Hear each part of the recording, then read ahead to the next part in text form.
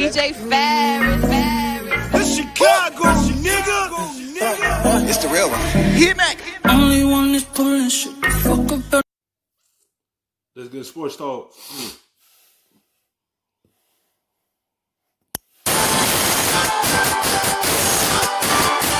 Time now for another PFT on Yahoo Sports. Peter King, Mike Florio, all the big stories in the National Football League. One of the big questions right now, Peter, in the aftermath of Week 11, the Monday night game, the Buccaneers losing at home to the Rams, are the Tampa Bay Buccaneers overrated? I mean, they're the most mysterious team in football. How do you beat Green Bay by 1,000 and Carolina by 1,010 and then play the way they have played at times this year? Now, I will say this. The kryptonite for the Tampa Bay Buccaneers is a strong defensive front. They have proven weak this. Yup.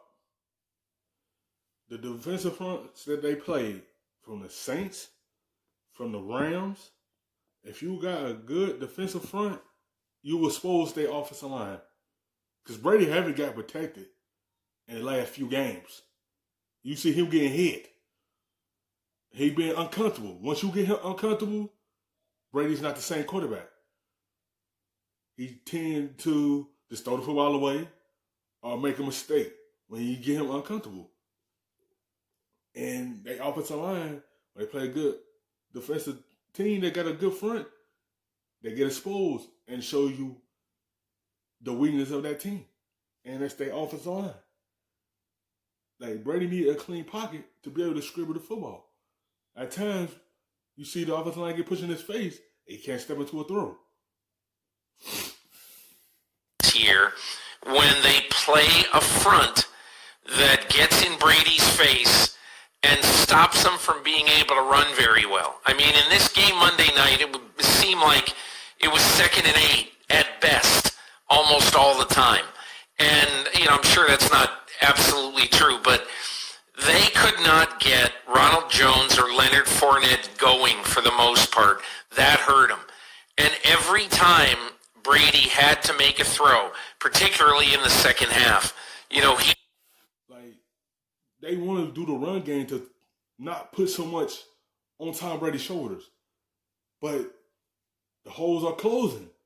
Defense are filling those gaps.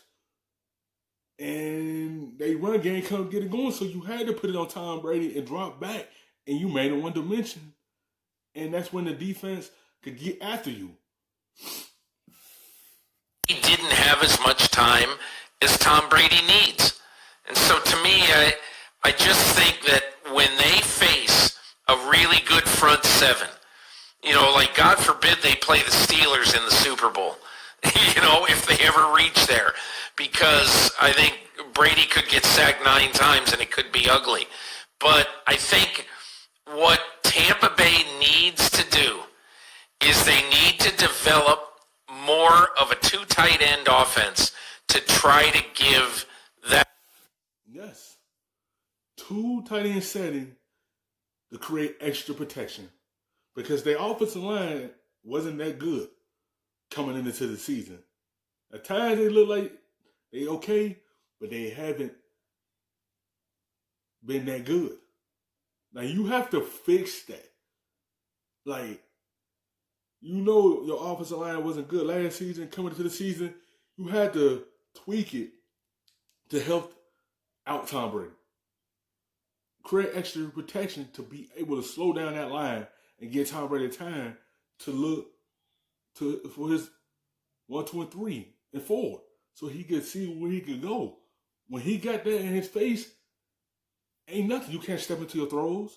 You just got to throw it, and you don't got time. Front a little bit of chance to block a great front seven. You're absolutely right about that, Peter, and they've gotten away from it because now they have Antonio Brown, and they need to have Antonio Brown on the field with Mike Evans and Chris Godwin, so they go to 3 receiver sets, and they don't use 2 tight ends, and it doesn't give Tom Brady enough time. And we know from the losses to the Giants in the Super Bowl and other periodic occasions when Brady would have a horrible game, when it's pressure up the middle, that's when he has a hard time. And this offense in Tampa, trying to get him to throw the ball down the field, I think he wants to show that he can throw the ball down the field. Last night, 1 for 9 on throws, 15 or more yards down the field, with 2 interceptions on those throws down the field.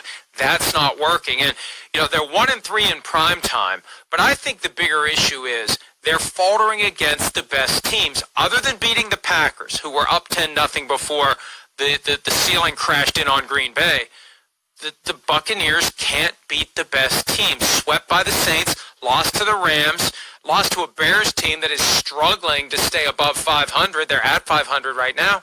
Now they got the Chiefs coming up this weekend. 7-5 feels like a given at this point for the Bucs. The question is, after their Week 13 bye, what can they do with the last 4 games? Here's the other question, Mike. I think we are so used to watching football now and seeing quarterbacks make plays going out of the pocket. And that's what it becomes so noticeable. Yeah, it's noticeable. Game is changing.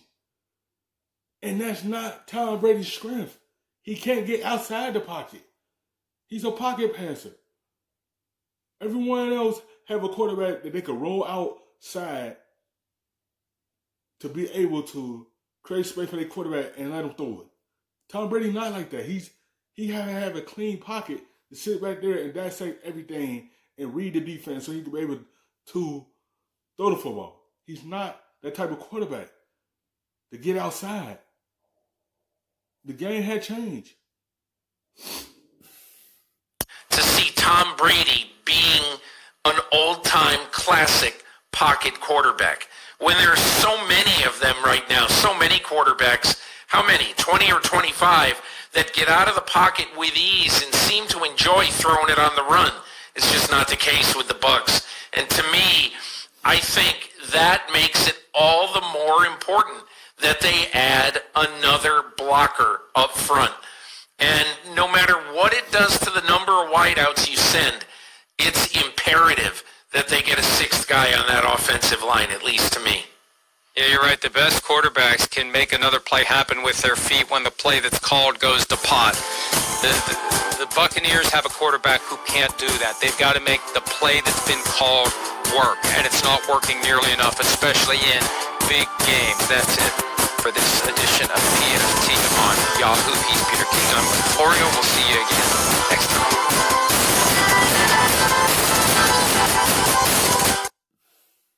Hi, I'm Mike Tirico, and thanks for